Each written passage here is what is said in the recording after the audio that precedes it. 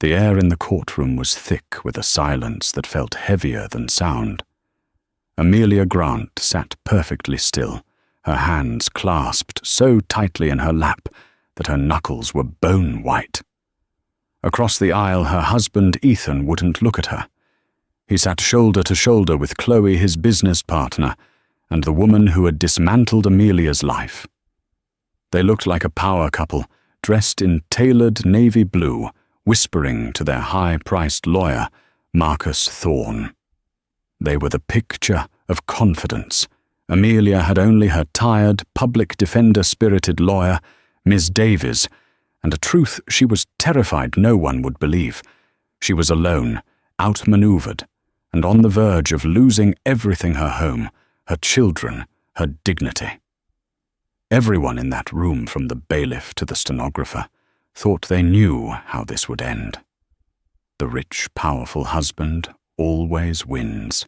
But they hadn't counted on Judge Thompson, a man whose stern face betrayed nothing, and a secret buried on a forgotten hard drive that was about to change everything.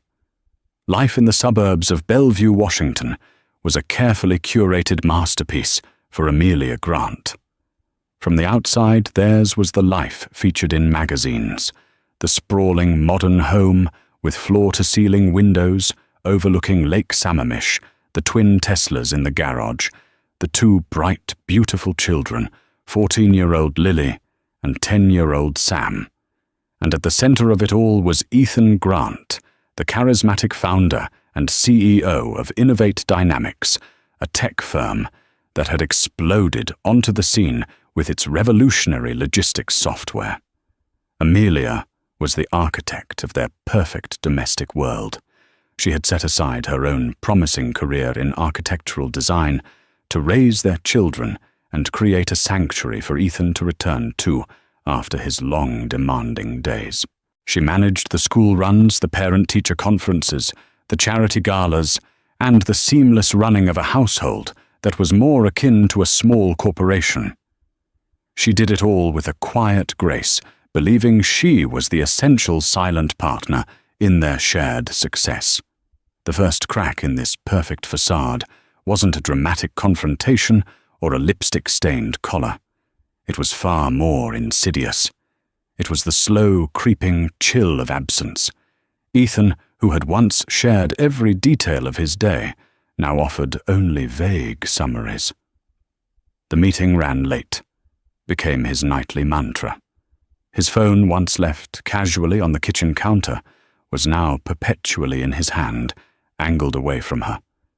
When she tried to touch his arm in bed, he would flinch almost imperceptibly, murmuring about being stressed from work. Doubt is a patient poison. At first, Amelia dismissed it. The pressure of running a multi-million-dollar company was immense. This was just a phase, but the phase stretched from weeks into months. The distance between them grew into a chasm. He stopped complimenting her, stopped asking about her day, stopped seeing her. He looked through her as if she were just another piece of the expensive furniture in their home.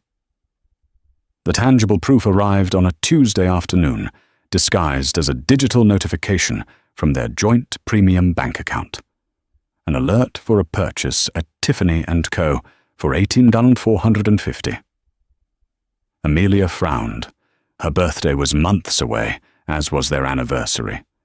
Perhaps he was buying an early extravagant gift. A surge of hope fluttered in her chest. That evening she prepared his favorite meal, pan-seared scallops with a lemon butter sauce. She put on a dress he used to love and waited. He came home late as usual, dropping his briefcase by the door with a heavy sigh. "You're still up," he said, not as a question, but as a statement of mild annoyance. He loosened his tie, his eyes already scanning the emails on his phone. "I made your favorite," she said, her voice softer than she intended. "I thought we could have a nice dinner, just the two of us." "Amelia, I'm exhausted. I have a 7 a.m. call with the Tokyo office. I'm just going to grab a protein bar and head up." He didn't even look at the beautifully set table. The hope in her chest curdled into a cold knot of dread. She had to know. "Ethan," she began, trying to keep her voice steady. "I got a notification from the bank today, from Tiffany's." He froze for a fraction of a second, his thumb hovering over his phone screen. It was all the confirmation she needed, but he recovered quickly. "Ah, yes. Corporate gift. For a major client's wife in Japan, sealing a big expansion deal. You know how it is." The lie was so smooth, so practiced, it terrified her. He didn't even have the decency to stumble. An 18,000 torolos corporate gift.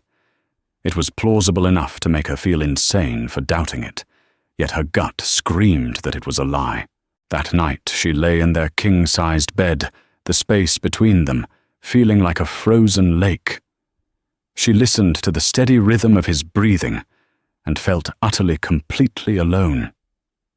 She knew with a certainty that chilled her to the bone that the necklace wasn't in a gift box destined for Tokyo. It was likely already gracing the neck of another woman. The gilded cage she had so lovingly built had become her prison, and she was just beginning to realize the door had been locked from the outside. The next few weeks were a quiet, agonizing torture. Amelia became a detective in her own home, a ghost haunting the life she thought was hers. She started paying attention to the details she had previously ignored.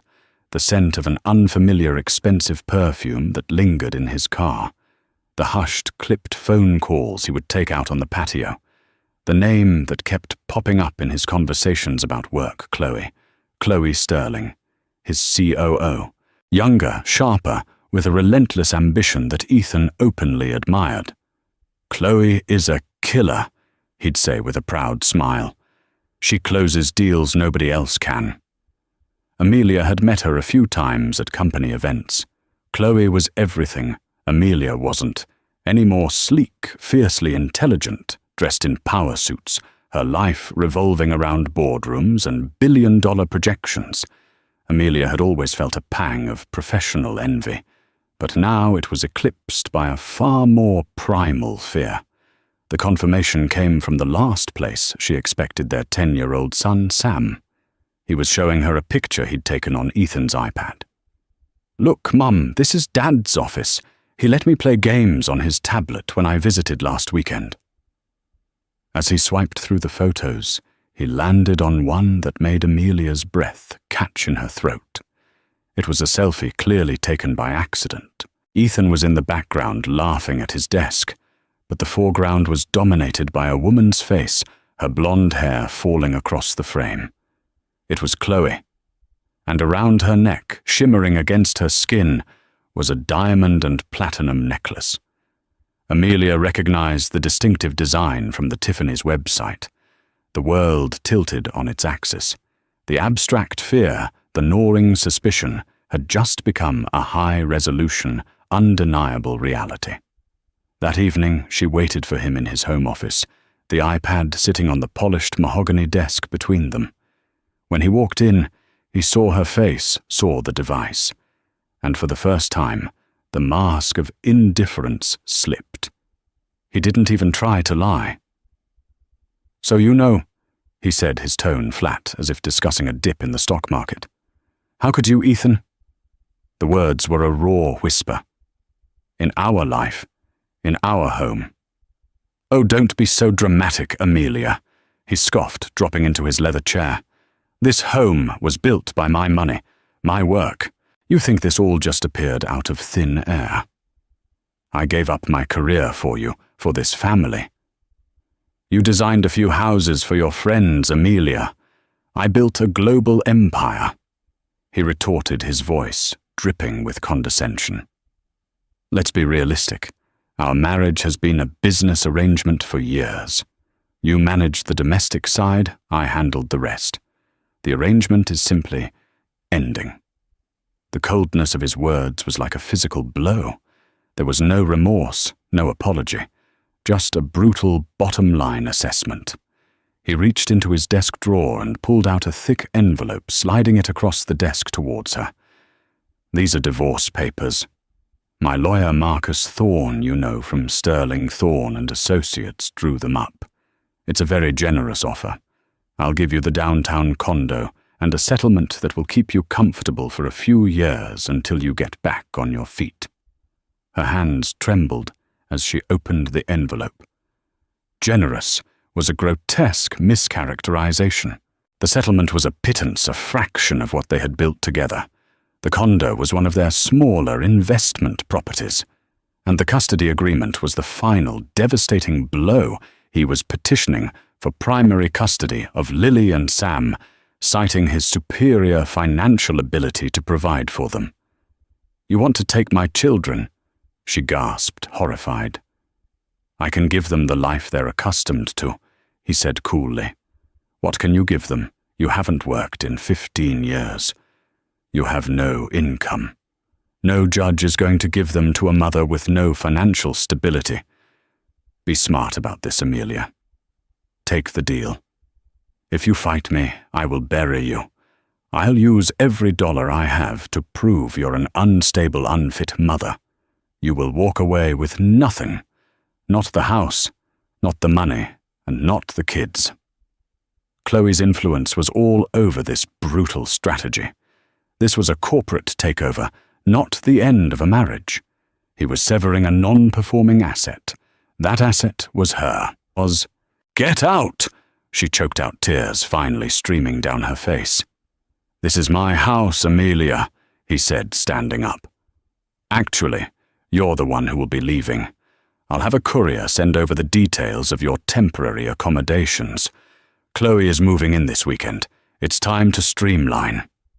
He walked out of the room without a backward glance, leaving Amelia surrounded by the opulent trappings of a life that was no longer hers. The demolition had been swift, total, and utterly merciless. She wasn't just losing a husband, she was being erased.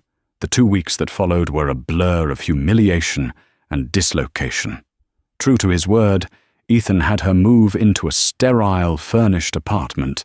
He owned a place devoid of warmth or memory. Her clothes and a few personal items were delivered in boxes by a moving company. The sprawling family home, the one she had poured her heart into, designing and decorating, was now forbidden territory, occupied by the woman who had replaced her. The most excruciating part was the children. Ethan had masterfully spun the narrative. He told them that their mother was going through a difficult time and needed some space, a story that painted Amelia as volatile and unstable. He sweetened the poison by showering Lily and Sam with gifts: a new gaming console, for Sam a horse-riding camp for Lily. When they visited her in the small, impersonal apartment, they were confused and distant. "Dad said you were sad." Lily said, her 14-year-old eyes filled with a mixture of pity and suspicion. "Are you going to get a job now?" The question, innocent as it was, felt like a judgment. How could she explain that her job for the last 15 years had been them finding legal representation was another circle of hell? Ethan's company, Innovate Dynamics, had connections everywhere. The first 2 high-profile divorce attorneys she consulted politely declined her case, citing conflicts of interest. Their firms represented partners or investors tied to Ethan. The third lawyer was blunt. "Mrs. Grant," the portly man said, peering at her over his glasses. "Your husband has Marcus Thorne. Thorne doesn't lose. He'll drag this out, bleed you dry, and paint you as a vindictive shrew. The settlement your husband offered, I suggest you take it. It's the best you're going to get." Despair began to set in. Ethan's threat to bury her wasn't an exaggeration. It was a business plan. Her friends, once a robust support network, became scarce. Some were wives of Ethan's colleagues and were forced to choose sides. Others simply didn't know what to say, offering awkward platitudes before retreating. She was alone, isolated, and rapidly running out of money and options. It was through a recommendation from a legal aid clinic that she found Martha Davies. Her office was a world away from the gleaming downtown towers of Marcus Thorne. It was a small, cluttered space above a bakery smelling faintly of sugar and coffee. Miss Davies was in her late 50s with sharp, intelligent eyes and a no-nonsense demeanour. She wore a practical pantsuit and listened to Amelia's entire story without interruption, taking notes on a yellow legal pad. When Amelia finished, her voice raw with emotion, Miss Davies leaned back in her squeaky chair. "He's playing a classic, scorched earth game, Amelia," she said, her voice calm but firm. "He's banking on you being too intimidated and too broke to fight back. Marcus Thorne will use every dirty trick in the book. He'll subpoena your credit card statements to show you're frivolous, talk to old friends to dig up dirt, and try to prove you contributed nothing to the marital assets. He will try to break you." "Can we win?" Amelia asked the question, hanging in the air. "Winning isn't the right word, Ms. Davies replied honestly. "Surviving is more like it. They have unlimited resources. We have the truth. In a courtroom that sometimes isn't enough. We have to be smarter. We can't fight them on their terms. We have to find a different battlefield." Amelia hired her. Her retainer took the last of her personal savings. The contrast between the two legal teams was stark. Ethan had a team of lawyers from a prestigious firm. Amelia had Miss Davies and a part-time paralegal named Ben. The initial stages of the legal process were a brutal confirmation of Miss Davies's warnings. Marcus Thorne filed motion after motion, burying them in paperwork. He requested years of financial records, demanding Amelia account for every dollar she had ever spent. During the deposition, Thorne was a predator. He questioned her for hours, his voice a silky, condescending drone. "Mrs. Grant, is it true that you haven't held a paying job since 2010? "Yes. And during that time, your husband built a company valued at over $900 million. What precisely was your contribution to that success?" "I raised our children. I ran our home so he could focus entirely on his work." "So you planned dinner parties? You would agree that a housekeeper and a nanny could perform those duties, wouldn't you?" He twisted her sacrifice into a narrative of laziness and dependency. He painted her as a freeloader who was now trying to cash in on her husband's genius. Ethan and Chloe sat in on the deposition, Chloe with a small, satisfied smirk on her face. Amelia walked out of that room feeling stripped bare, her entire life's work reduced to a demeaning caricature. Ethan was winning. He was isolating her, bankrupting her, and systematically destroying her reputation.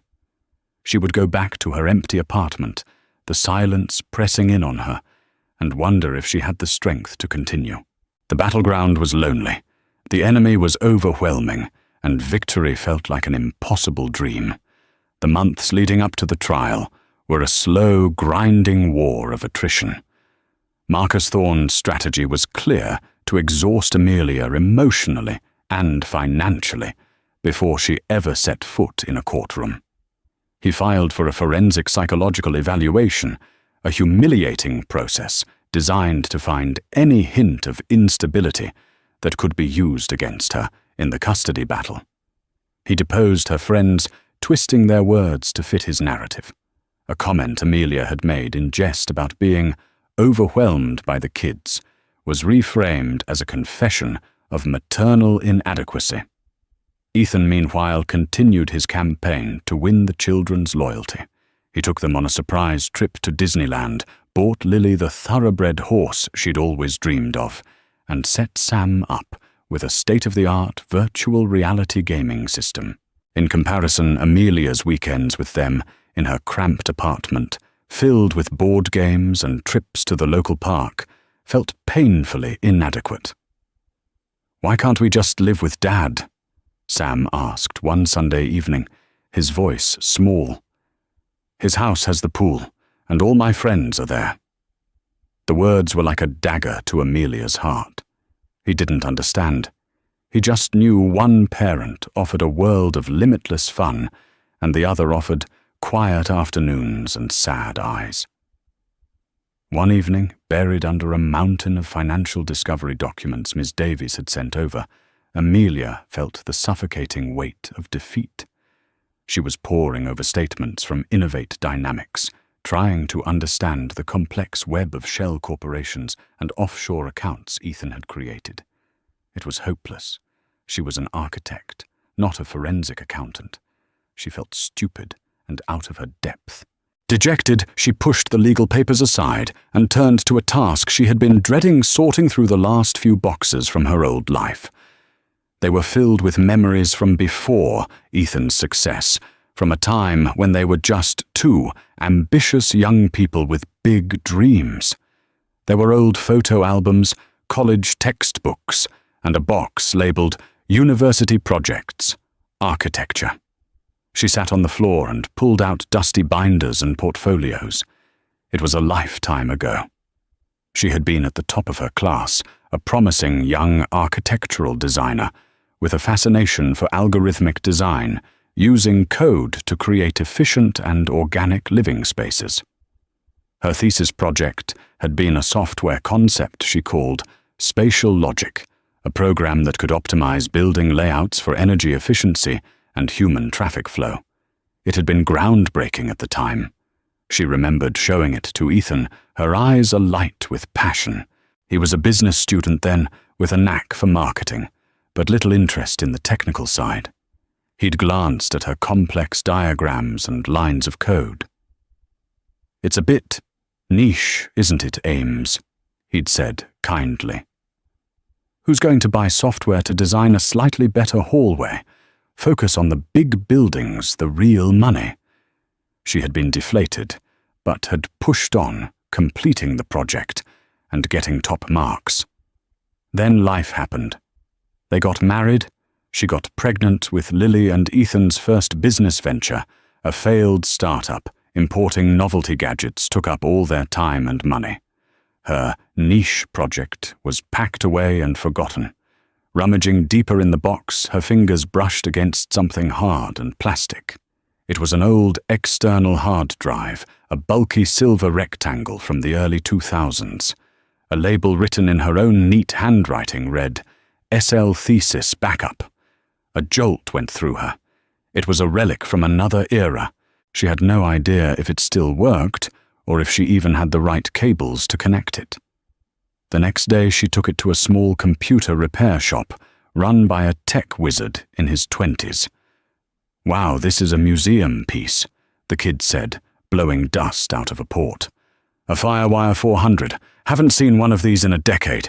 Let me see what I can do." Amelia left it with him, not thinking much of it. It was just a painful reminder of the career she had sacrificed. That afternoon, she had another demoralizing meeting with Miss Davies. "Thorne is making a motion to seal the company's financial records." Miss Davies said, her face grim. "He's claiming proprietary trade secrets. It's a tactic to hide assets, and the judge is leaning towards granting it. We're getting stonewalled at every turn, Amelia." Amelia felt the last vestiges of her hope begin to crumble. Ethan was going to successfully argue that he was the sole genius behind his empire, and that she had no right to its details, let alone its profits. She was just the wife, an incidental figure in his heroic story. As she was leaving Miss Davies's office, her phone rang. It was the tech from the repair shop. "Ma'am, I got the drive working," he said, a note of excitement in his voice. "Managed to pull all the data off. There's a lot of stuff on here, architectural renderings, essays, and a folder full of source code and a detailed project proposal. It's some kind of spatial organization algorithm. The timestamps on the core files are from October 2007.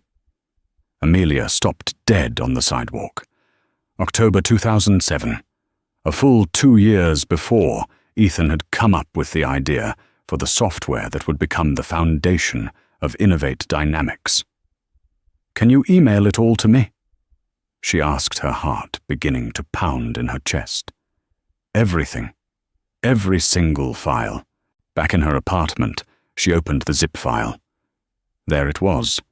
Her thesis, her project proposal for spatial logic, and folder after folder of raw code meticulously commented in her own style. It was all there, frozen in time.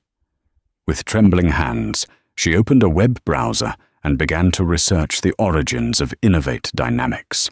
The company's official story, parroted in dozens of tech articles and interviews with Ethan, was that he conceived of the idea in late 2009, after being frustrated with warehouse inefficiencies.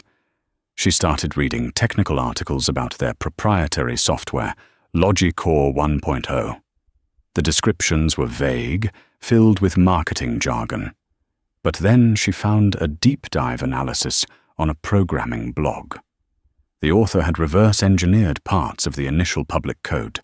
He described the software's foundational principle, a node-based spatial optimization algorithm that organized data points in the most efficient physical path. Amelia's blood ran cold. It was her language, her methodology. It wasn't just similar to her university project. It was its direct commercial application. He hadn't just dismissed her idea. He had stolen it, repackaged it, and built his entire empire on her intellectual foundation. The weight of the past which had been crushing her suddenly felt different. It was no longer a burden of sacrifice. It was a weapon. A quiet, forgotten hard drive in a dusty box held a truth more powerful than all of Ethan's money and all of Marcus Thorne's lies. For the first time in months, a flicker of fierce, burning hope ignited within her. The battlefield was about to change. The discovery transformed Amelia. The fog of victimhood began to lift, replaced by a cold, clear fury. This wasn't just about infidelity or a cruel divorce anymore. This was about the theft of her identity, her intellect, and her legacy. Ethan hadn't just left her. He had erased her contribution to their shared life and claimed it as his own. She called Miss Davies immediately, her voice steady and sharp. "Martha, I need you to meet me. I've found something. Something big." They met in a corner booth of a quiet diner, the old hard drive and a laptop sitting between them. Amelia walked Miss Davies through her university thesis, the project proposal, the dated source code, and then laid out the articles describing the core technology of Innovate Dynamics. Miss Davies, a woman not easily impressed, stared at the screen, her expression shifting from focused concentration to stunned realization. She read Amelia's original proposal, her lips moving silently, then read the tech blog's analysis of Logicore 1.0. "My God," she whispered, looking up at Amelia with new eyes. "He didn't just build a company while you were married. He built it on your foundation. This isn't just a marital asset, Amelia. This is the seed from which the entire forest grew. This changes everything." The energy in their small, outmatched legal team shifted. This was no longer a defensive battle of damage control. They now had a sword, but they had to be careful how they wielded it. "Thorne and Ethan will never see this coming." Miss Davies strategized, her mind racing. "They think you're just a housewife. They've built their entire case around that narrative. We can't reveal our hand until the moment it will do the most damage in the courtroom in front of the judge." Their first move was to hire a highly respected independent software forensics expert, a professor from MIT, named Dr. Alistair Finch. They sent him the files from the hard drive and the publicly available information on Logicore 1.0 under a strict non-disclosure agreement. They couldn't afford to let any of this leak. While they waited for Dr. Finch's report, Ms. Davies used the newfound knowledge to subtly alter her approach. During a pre-trial hearing regarding asset division, Marcus Thorne was waxing lyrical about Ethan's singular genius. "Your Honor, Mr. Grant, is a once-in-a-generation innovator, Thorne declared. Innovate Dynamics was born from his unique vision in 2009, long after Mrs. Grant had chosen to abandon her own professional pursuits. Ms. Davies rose. Objection, Your Honour. Assumes facts not in evidence. We contest the assertion that the unique vision for the company originated solely with Mr. Grant in 2009. Thorne and Ethan exchanged a look of amused contempt. What could she possibly be contesting? It was the company's founding myth. Judge Thompson, a thoughtful, stern man in his 60s, looked at Ms. Davies with a flicker of interest. On what grounds, counsel? We believe evidence will show that the foundational intellectual property for the company's core technology existed prior to 2009, and was in fact marital property, Miss Davies said calmly. Thorne laughed out loud. Your Honour, this is a desperate fishing expedition. Is she going to claim she helped him pick out the company logo? The judge silenced him with a glare. The assertion has been noted, Ms. Davies. Be prepared to substantiate it at trial. It was a small moment, but for Amelia it felt monumental. For the first time, a seed of doubt had been planted in the official record. Ethan's smirk faltered for just a second. A week later, Dr. Finch's report came in. It was 100 pages of dense technical analysis, but the conclusion written in clear, damning language was on the final page, after a comprehensive analysis of the source code provided from the 2007 Spatial Logic project and a structural comparison to the known architecture of Innovate Dynamics, LogiCore 1.0. It is my expert opinion that the former is unequivocally the direct progenitor of the latter. The core algorithmic structure, data handling methods, and logical flow are not merely similar, they are functionally identical in principle. The LogiCore 1.0 software is a commercial expansion and optimization of the foundational work present in the spatial logic code. The probability of two developers independently creating such identical complex structures is statistically negligible. Amelia read the words over and over. Unequivocally the direct progenitor. Statistically negligible.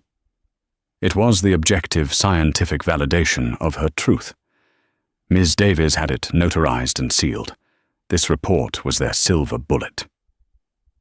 In the final days before the trial, Amelia's demeanor changed. The fear that had haunted her for months was replaced by a steely resolve. She saw her children, heard their confused questions, and felt not despair but a protective fire. Ethan hadn't just stolen from her. He had stolen the truth of their family's history from her children. He had taught them that their mother's contribution was worthless. She was no longer fighting for money. She was fighting for her story, for her children's understanding of who she was, and for the brilliant young woman she had once been. She and Ms. Davies worked late into the night preparing for her testimony. They didn't just prepare for the lies Marcus Thorne would throw at her. They prepared to tell a story that started not with a wedding or a baby, but in a university computer lab with a young woman and a groundbreaking idea. The sword was sharpened, and she was ready for battle. The first day of the trial unfolded exactly as Miss Davies had predicted. Marcus Thorne, in his opening statement, painted a masterful portrait of Ethan Grant as a visionary genius and Amelia as a pampered, discontented wife who enjoyed the fruits of his labor but contributed nothing to it. He was charismatic and convincing. For 15 years, Thorne boomed his voice, resonating through the solemn courtroom. Ethan Grant worked 18-hour days, sacrificing, innovating, and building a titan of industry. And what did Amelia Grant do? She spent. She decorated. And now, when the marriage is over, she wants to claim half of a kingdom she did nothing to build. When Ethan took the stand, he was the picture of confidence and reluctant sorrow. He spoke of his passion for his work, his love for his children, and his profound disappointment that his marriage had failed. He answered Thorne's questions smoothly, reinforcing the narrative of his solitary brilliance. "Mr. Grant, when did you first conceive of the idea for Logicor, the software that launched your company?" Thorne asked. "It was the fall of 2009. Ethan said, his voice earnest. "I had a eureka moment. I was touring a chaotic warehouse, and I just knew there had to be a better, more logical way to organize physical space. The idea came to me fully formed." Amelia watched him, a man she had loved, lie so effortlessly under oath.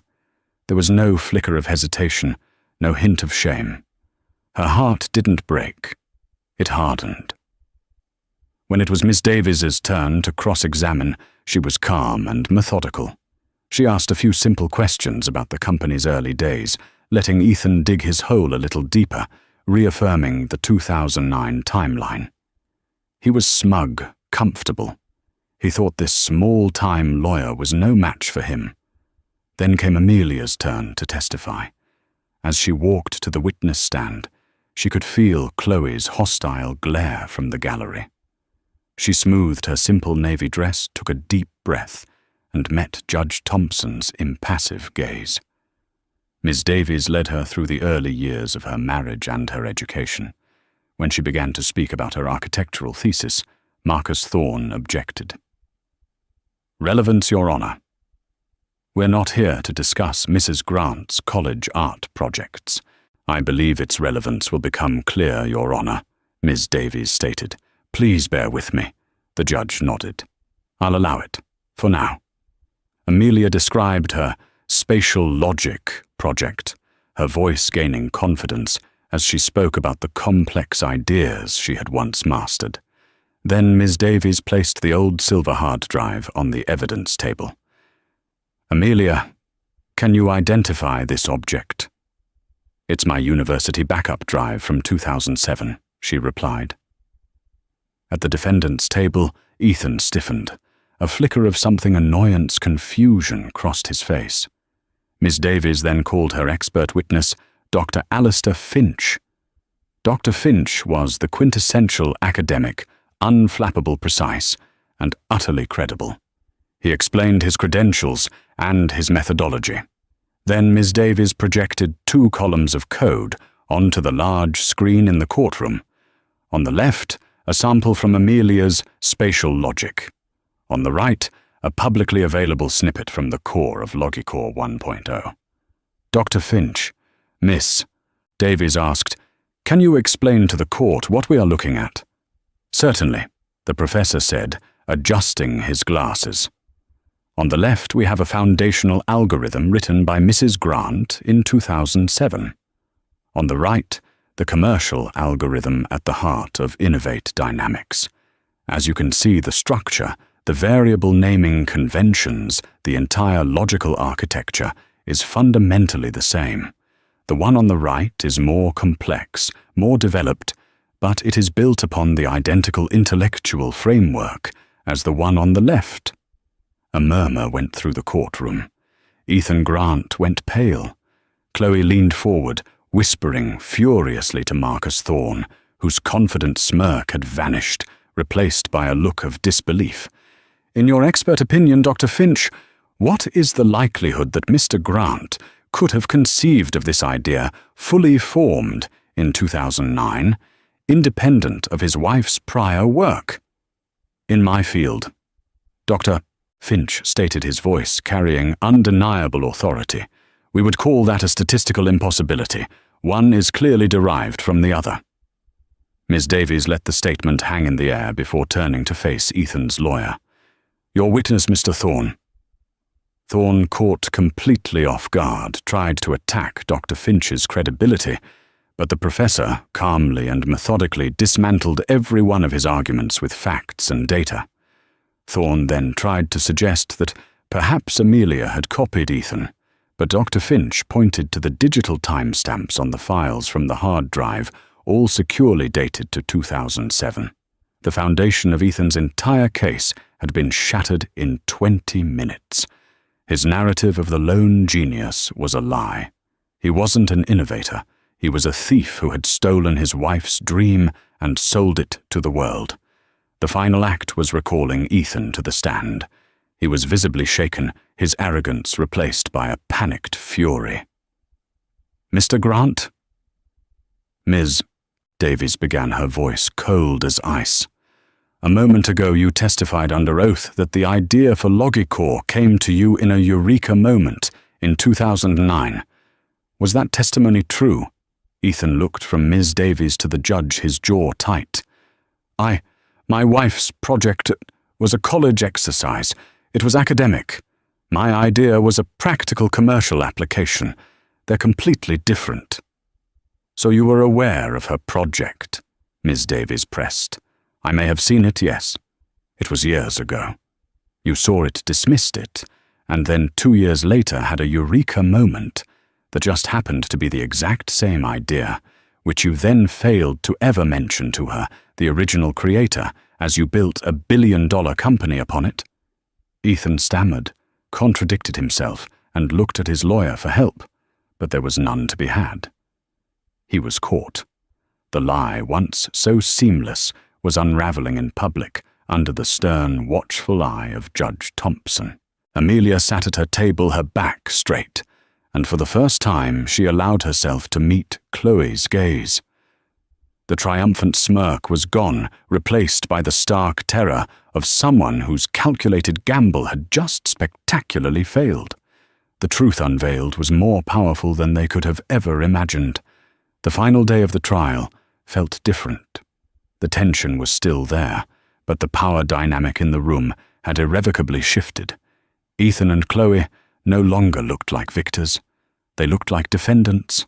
Marcus Thorne's closing argument was weak and rambling, a desperate attempt to salvage the wreckage of their case.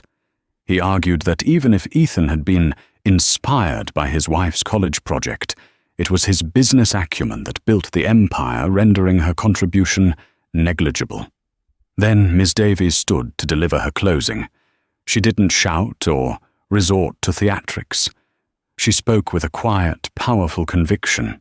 For months, she began her eyes on Judge Thompson. "We have been told a story, the story of a brilliant man and his dependent wife. We have been asked to believe that one partner's contribution, the one that generates revenue, is all that matters. We've been told that raising children, managing a home, and creating the stability that allows for greatness is a worthless contribution. Today we learned that this narrative was not just insulting, it was a deliberate and calculated lie." She recounted the evidence, laying out the clear, undeniable path from Amelia's spatial logic to innovate dynamics. "Ethan Grant didn't just break his marital vows," she concluded. "He built his kingdom on a stolen map. Amelia Grant is not a gold digger seeking a handout. She is a founder seeking her rightful share of an empire built on her intellect. Justice in this case is not about a simple division of assets. It's about restoring a legacy." Judge Thompson listened to it, all his face unreadable. He then announced he would recess to review the evidence and would deliver his verdict and ruling at 2 p.m. The wait was agonizing. Amelia and Miss Davies sat in the courthouse cafeteria, sipping coffee neither of them wanted. "Whatever happens, Amelia," Ms. Davies said, reaching across the table to pat her hand, "you did it. You told the truth. You took your story back." At 2 p.m. they reassembled. The courtroom was silent. Judge Thompson entered, sat and looked down at the two parties. He took a long, deliberate moment before he spoke, his voice filling the room. "I have reviewed the testimony and the extensive evidence presented in this case," he began.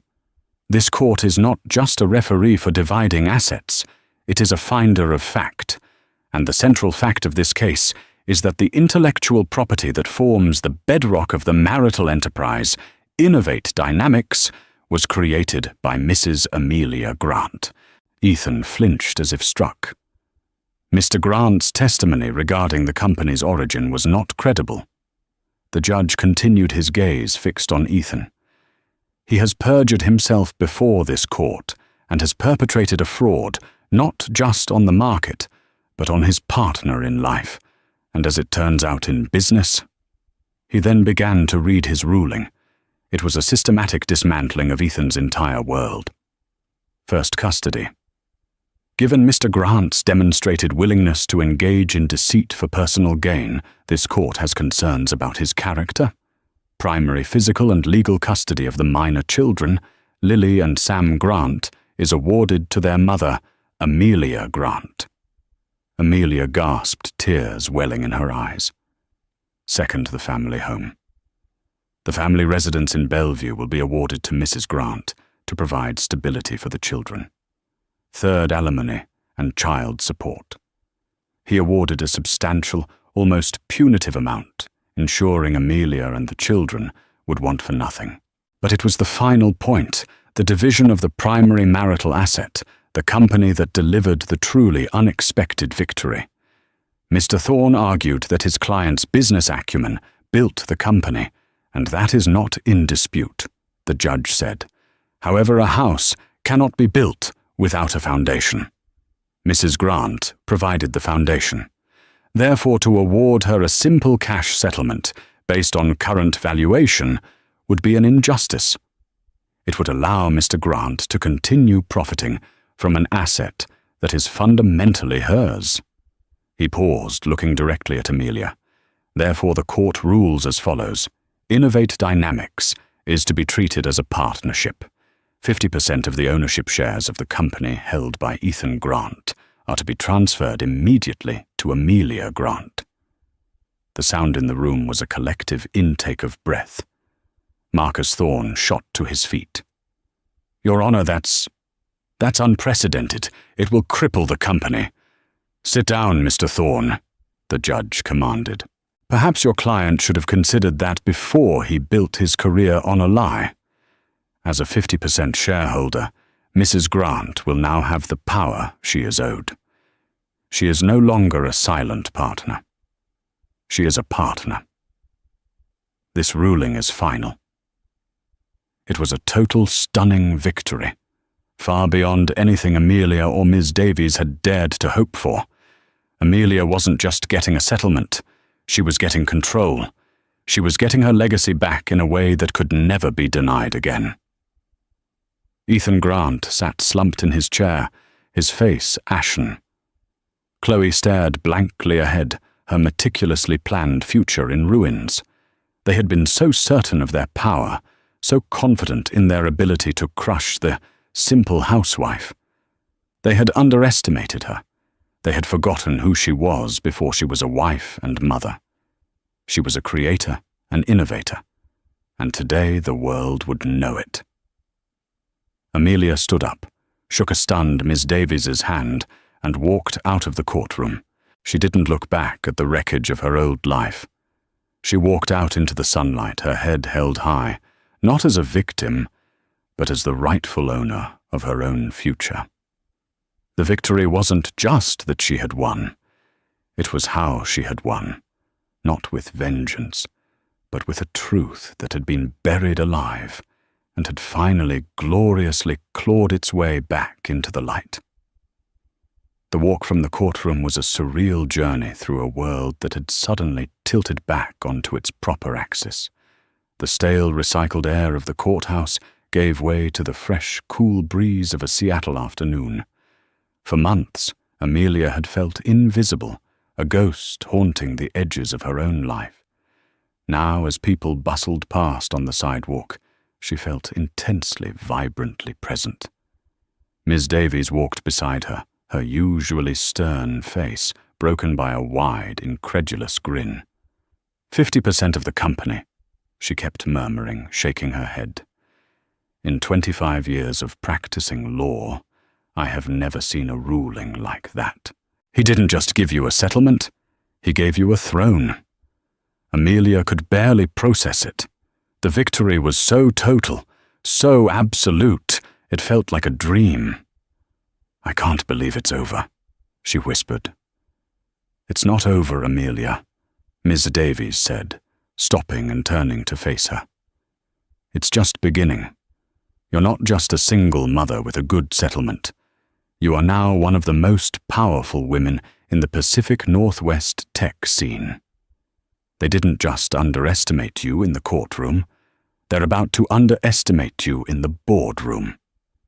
The word sent a thrill of equal parts terror and exhilaration through her. For the first time, she wasn't just thinking about survival. She was thinking about the future.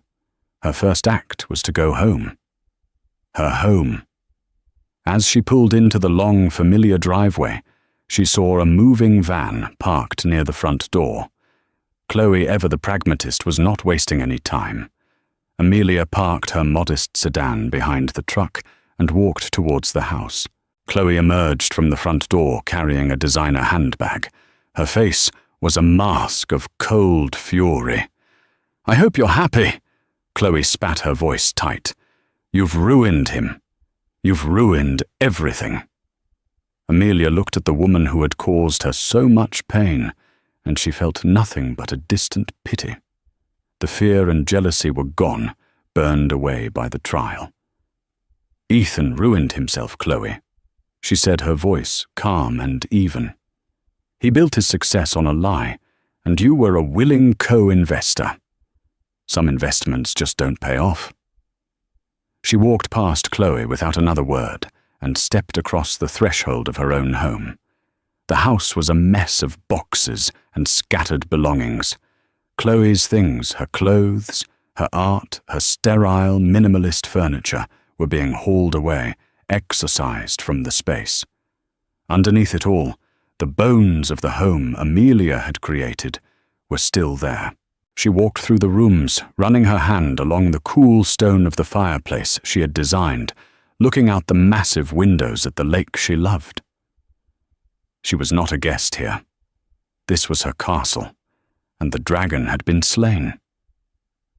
That evening, Lily and Sam arrived, dropped off by a court-appointed liaison. They were quiet, their faces etched with confusion. Amelia sat them down in the living room, the boxes now gone a fragile piece settling over the house. She knew this was the most important conversation of her life. "I know the last few months have been awful and confusing," she began, her voice gentle. "And I know you love your father. That won't change. But there are some things you need to know about what happened." She didn't badmouth Ethan. Instead, she told them her story. She pulled out the old hard drive and her university portfolio. She showed them the designs, the code, and explained how her idea, her work, had become the company that had given them their life. She explained that all she had asked for was for that truth to be acknowledged. Lily, ever her father's defender, was skeptical at first. "But Dad said he came up with it all himself." "I know that's what he said," Amelia replied softly. "Sometimes people, especially when they become very successful, forget where they came from. They start to believe their own stories. The judge saw the truth in the work I did a long time ago. This company, this house, it wasn't just your father's. It was ours. I was always his partner, even when he forgot." Sam, who had been listening intently, looked at the complex diagrams from his mother's thesis. "You made that on the computer? That's cool." It was a small crack in the wall of confusion, but it was a start. Over the next few weeks, the atmosphere in the house began to thaw. By reclaiming her own story, Amelia had given her children a new, more complete version of their own. They saw her not as the sad, abandoned mother, but as the brilliant, resilient woman she truly was. 2 weeks after the verdict, the first board meeting of the new Innovate Dynamics was called. Amelia walked into the glass-walled boardroom on the top floor of the company's skyscraper. The all-male board of directors, men who had only ever known her as the smiling wife at Christmas parties, fell silent. She took the seat at the head of the table, opposite the one that had always been Ethan's. Ethan was not there. He had resigned as CEO a condition of the transfer of shares. The man who sat in his place was a shell of his former self, a court-appointed interim CEO, tasked with managing the transition. Amelia was not the same woman who had been interrogated by Marcus Thorne. She was composed, prepared, and radiated an authority they had never seen. She didn't make a dramatic speech. She simply laid out her vision. She spoke of transparency, of ethical innovation, and of a new R&D division she intended to found based on the principles of sustainable architectural design and spatial logic, bringing the company full circle back to her original passion. Innovate Dynamics was built on a brilliant foundation, she said, her voice steady and clear. It's time we started acting like it. The men in the room stared, their expressions a mixture of shock and a dawning respect. She wasn't here to burn it all down. She was here to build it better. As for Ethan, his downfall was as swift as his ascent. Stripped of his CEO title and half his fortune, his aura of invincibility vanished.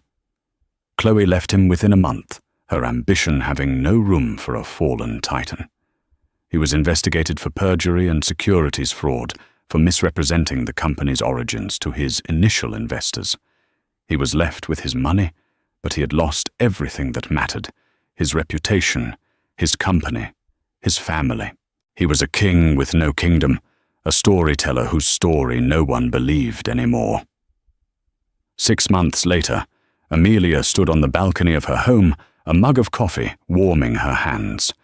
Below, Lily and Sam were laughing as they skipped rocks on the lake. The house was filled with warmth and life again. At work, she was no longer just a shareholder. She was the Chief Innovation Officer, leading a team of bright young minds, finally bringing her original vision to life. She had faced the worst betrayal imaginable and had stood alone against a force that should have crushed her. But she had not only survived, she had triumphed. The judge had given her an unexpected victory, but it was her own buried truth that had provided the ammunition. She had reclaimed her home, her children, and her legacy, proving that the strongest foundations are not built with money or power, but with brilliance, resilience, and a truth that refuses to be forgotten. The story of Amelia Grant is a powerful reminder that the truth, no matter how deeply buried, has a way of finding the light. It's a testament to the quiet strength of those who are underestimated and the incredible power that comes from reclaiming your own story. So many people face battles where they feel alone and outmatched, where the world seems designed to keep them down. But Amelia's journey shows us that resilience, intelligence, and one undeniable fact can be enough to topple an empire built on lies. If this story of justice and empowerment resonated with you, please take a moment to hit the like button. It helps our channel reach more people who might need to hear a story of hope. Share this video with someone who appreciates a story of a true underdog victory, and don't forget to subscribe and turn on notifications. We are dedicated to telling stories that matter, stories of strength in the face of adversity. Thank you for listening, and we'll see you in the next story.